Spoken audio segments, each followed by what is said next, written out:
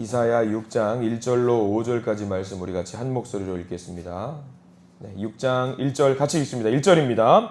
우시야 왕이 죽던 해에 내가 본즉 주께서 높이 들린 보좌에 앉으셨는데 그의 옷자락은 성전에 가득하였고 스랍들이 모시고 섰는데 각기 6 날개가 있어 그 둘로는 자기의 얼굴을 가리었고 그 둘로는 자기의 발을 가리었고 그 둘로는 날며 서로 불러 이르되 거룩하다 거룩하다 거룩하다 만군의 여호와여 그의 영광이 온 땅에 충만하도다 하더라.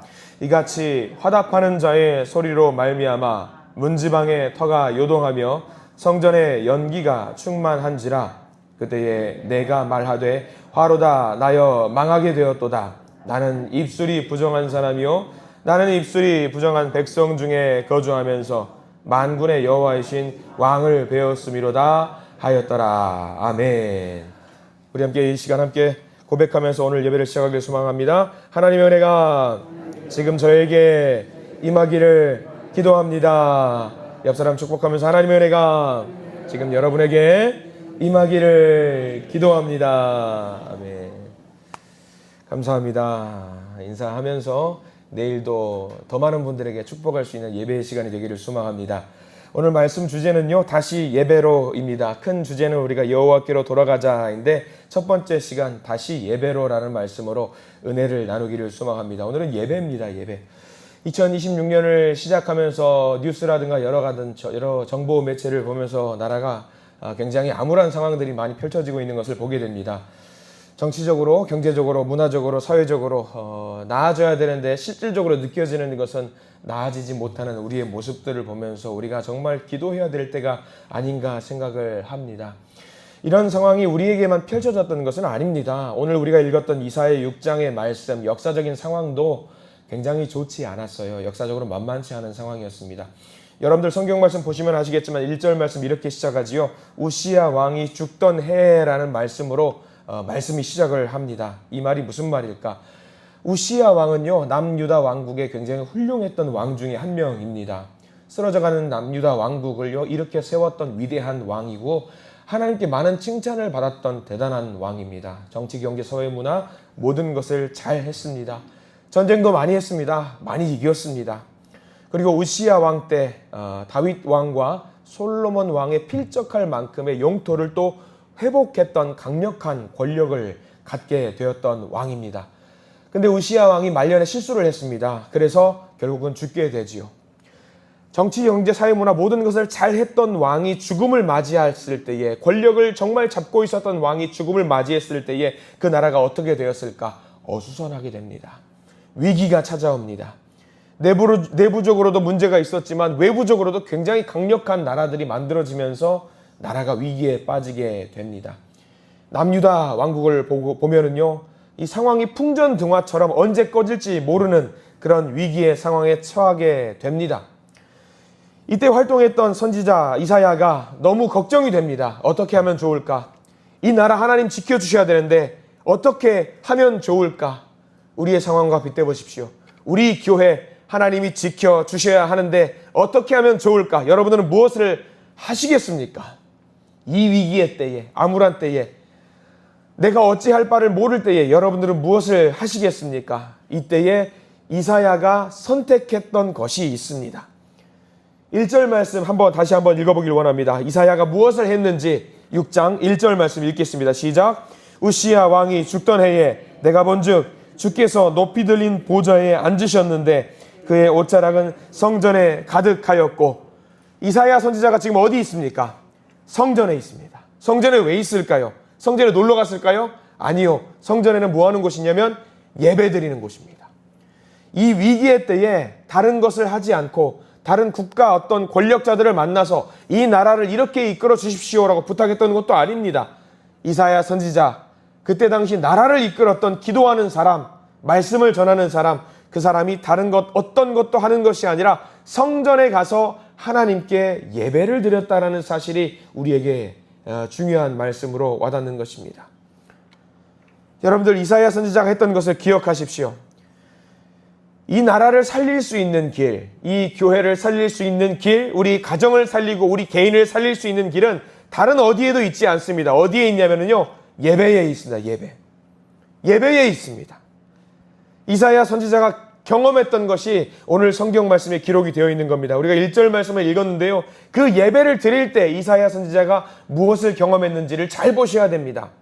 2절과 3절 말씀 한번 볼까요? 6장 2절과 3절 시작. 스랍들이 모시고 섰는데 각기 6날개가 있어 그 둘로는 자기의 얼굴을 가리었고 그 둘로는 자기의 발을 가리었고 그 둘로는 날며 서로 불러 이르되 거룩하다 거룩하다 거룩하다 만군의 여호와여 그의 영광이 온 땅에 충만하도다 하더라 라고 나와 있어요. 예배를 드렸을 때에 이사야 선지자가 경험했던 것이 무엇이냐면, 사방 천지를 보니까 무엇이 있습니까? 천사들이 있는 거예요. 천사들이 뭐 하고 있습니까? 같이 예배를 드리고 있는 거예요. 거룩하다 거룩하다. 무엇을 보면서? 온 사방 천지의 천사들이 무엇을 예배를 드리냐면 하나님의 영광이 그 자리에 임한 것을 보면서 예배를 드리고 있는 거예요. 저는 이 시간 예배를 드리는 여러분들이 하나님이 보내주신 우리 교회의 귀한 천사들인 줄 믿습니다. 이 천사들이 무엇을 하고 있냐? 여러분들, 하나님께 예배를 드리고 있는 저와 여러분들인 줄 믿습니다. 하나님의 영광이 이 자리 가운데 넘치는 줄 믿습니다. 이사야 선지자가 예배를 드릴 때에 기도를 올리니까, 하늘을 보니까 온 사방 천지의 천사들이 예배를 드리고 있는 거예요. 그리고 영광이 넘치는 거예요. 망조가 길들은 그 나라에, 아, 이 나라가 망할 나라가 아니구나. 왜? 하나님의 영광이 온 곳에 퍼져 있구나. 아, 그러면 하나님이 지키시겠구나. 예배를 드리는 그 곳에 하나님의 영광이 넘치겠구나라는 것을 이사야 선지자가 발견했던 겁니다. 그전에는 발견 못했어요. 왜? 예배를 온전히 제대로 드리지 않았거든요. 근데 진정으로 이 나라의 위기를 생각하고 이 나라가 어떻게 나가야 될지 기도하니까 그 가운데 하나님이 이사야 선지자의 눈을 열어주셔서 하나님의 영광이 사방에 있다는 것을 발견하게 만들어주셨던 거지요. 2026년 특별 새벽기도 첫날에 이 말씀을 주시는 이유가 무엇일까? 우리는 많은 걱정을 할 겁니다. 나라 걱정, 우리 가정 걱정, 여러 가지 걱정이 있을 겁니다. 근데 이 모든 어려움들을 극복시켜 주실 수 있는 방법 하나를 우리에게 알려주시는 겁니다. 그게 뭔지 아시겠지요? 그게 바로 예배입니다. 여러분들, 예배가 살아야 됩니다. 하나님께서 우리와 함께 영광 중에 임하신다는 사실을 믿으시기 바랍니다. 예배 가운데 함께 하시는 주님을 믿으시기 바랍니다. 그 하나님을 경험하시는 저와 여러분들이 되시기를 간절히 축원합니다. 우리들이 무엇을 바꾸려고 노력할 때에 우리가 바꿀 수 있겠습니까? 못 바꿉니다. 여러분들 능력이 아무리 많다라고 할지라도 이 교회, 이 나라를 바꿀 수 있겠습니까? 못 바꿉니다. 저는 어떨까요? 저는 큰 목표가 있습니다. 교회를 성장시키고 싶습니다. 근데요, 정말 죄송합니다. 저에게는 능력이 없습니다. 저는 할 수 없습니다. 여러분, 목사님 잘못 만났습니다. 근데 그렇다고 제가 아무것도 하지 않을까요? 아니요. 제가 할 수 있는 게 하나 있더라고요. 여러분들도 마찬가지로 할 수 있는 게 있더라고요. 오늘 말씀 보니까 할 수 있는 게 있더라고요. 그게 뭐냐? 제가 예배를 드리겠더라고요. 하나님께. 온 마음 다해서, 온 삶을 다해서 하나님께 예배를 드릴 수 있겠더라고요. 예배를 드리는 자에게 하나님은 영광을 보여주신다고 약속을 하셨으니까 힘이 생기더라고요. 아, 내가 예배 드려야 되겠구나. 예배 말고는 살 길이 없겠구나. 예배를 드리면 하나님이 하시겠구나. 그 생각이 들었어요. 찬양사역자로 유명한 민호기 목사님이 쓰신 작은 예배자라는 소책자가 있습니다. 거기 보면은 짧은 에세이가 하나 있어요. 시계에 관한 기록이 되어 있습니다. 시계가 이렇게 애를 써요. 뭘 위해 애를 쓰나? 시간을 어떻게든 제대로 맞추려고 애를 씁니다. 근데 주변에서 말을 하는 거예요. 시계야, 네가 할 일은 시간을 맞추는 일이 아니다. 네가 하는 일은 그저 시간을 맞추는 일은 주인이 하는 일이고, 네가 하는 일은 그냥 주인이 맞춘 시간에 정시에 울릴 수 있도록 돌아가기만 하면 된다. 시간 맞추는 거는 주인이 할 일이다. 여러분들, 우리는 어떻게 아둥바둥 해가지고 정확한 시간을 맞추려고 노력하잖아요. 근데 어때요? 여러분들, 시계를 집에 맞추시는 분들 각각 다 달라요. 어떤 분은 1분 더 빨리 맞추고, 어떤 분은 2분 더 빨리 맞추고. 왜? 미리 시간을 보고 움직인다고. 시계는 뭐만 하면 돼요? 열심히 돌아가기만 하면 돼요. 열심히. 우리가 그 일을 하라고 주님께서 이 땅 가운데, 세상 가운데 보내주신 거 아니겠습니까? 우리가 세상 바꾸려고 한다고 바꿔질까요? 그렇게 하려고 하지 마세요. 세상은 됐습니다. 여러분들 가정 바꾸려고 한다고 해서 바꿔집니까? 가정 넘어갑시다. 여러분들 남편, 배우자 바꿔지던가요?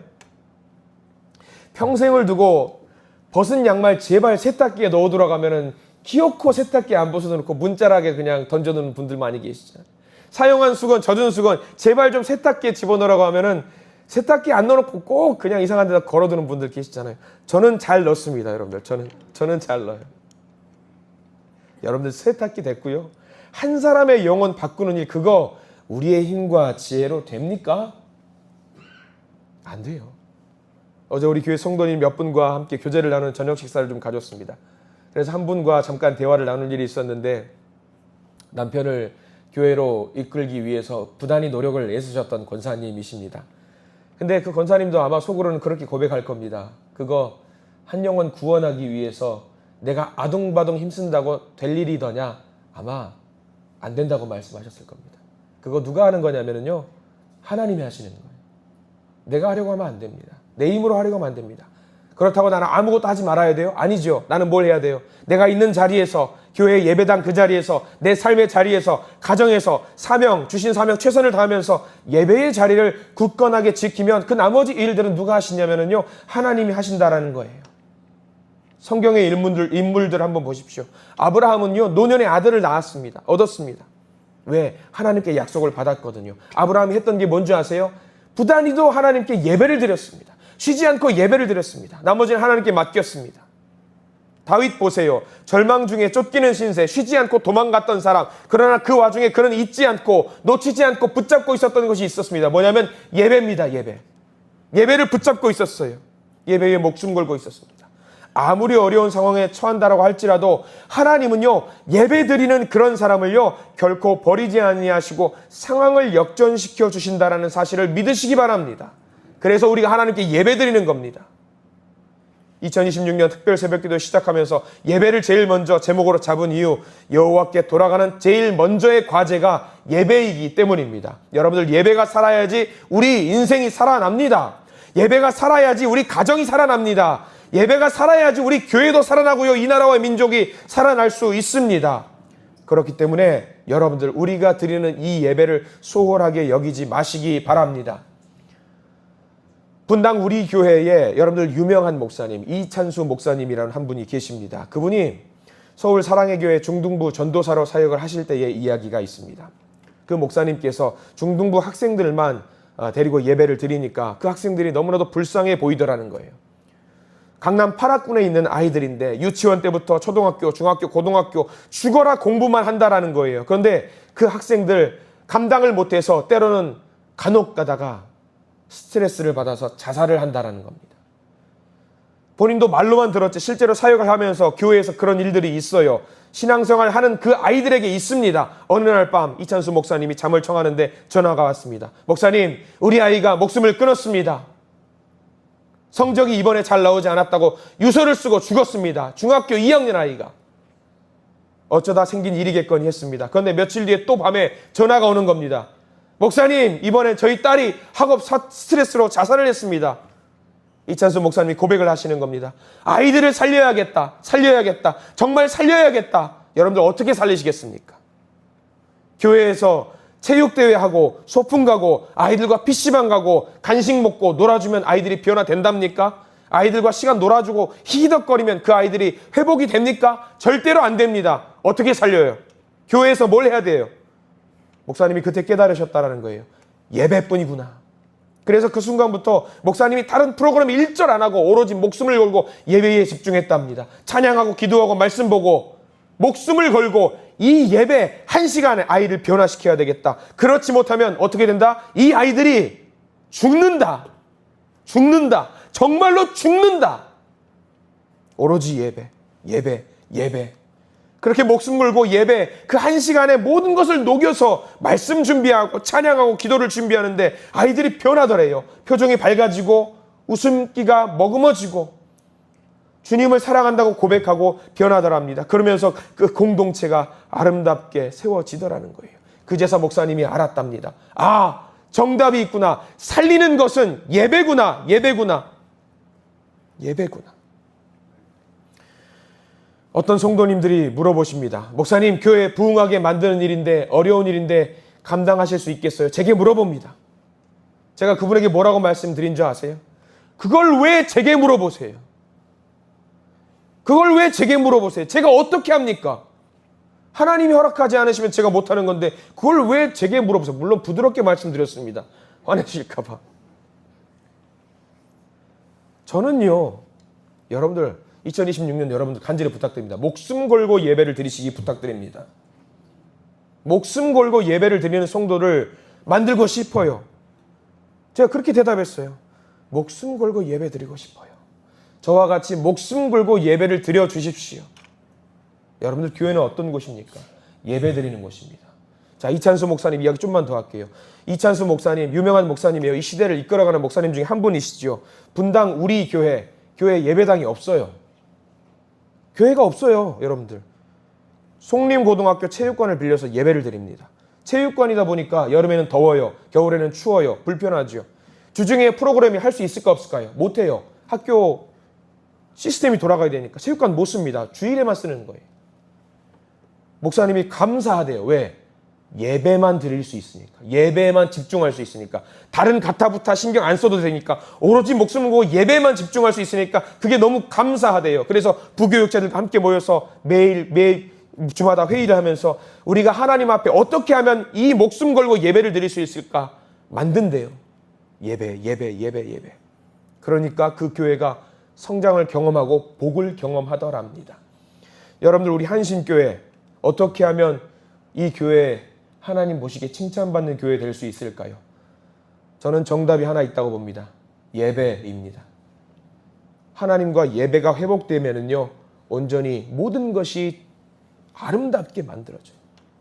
예배가 회복될 때 우리 시선이 바뀌어지고요. 그 시선이 바뀌어지면은요, 고백이 달라지고요. 우리의 말과 행동이 달라지고요. 모든 상황이 하나님의 능력이 임하는, 하나님의 영광이 임하는 그 공간, 장소들로 변화되게 되는 줄 믿습니다. 여러분들 우리가 얼마나 최선을 다해서 예배를 드리고 있습니까? 얼마나 하나님께 최선을 다해서 아름다운 모습으로 예배를 드리고 있습니까? 지난번에도 한번 말씀드렸습니다. 여러분들 예배는 보러 오는 겁니까? 드리는 겁니까? 예배 보는 것은요, 관객입니다. 야, 어떻게 우리 목사님 말씀 잘하나 보자. 저 말씀 이해가 안 되는데, 아이, 은혜가 안 되네. 오늘 말씀은 나한테 딱 맞는 말씀이야. 은혜가 되네. 이거는 보는 거지요. 성가대, 아유, 저분은 오늘 화음이 안 맞네. 은혜가 안 되는구만. 이건 예배를 보는 겁니다. 근데 예배는 드리는 거예요.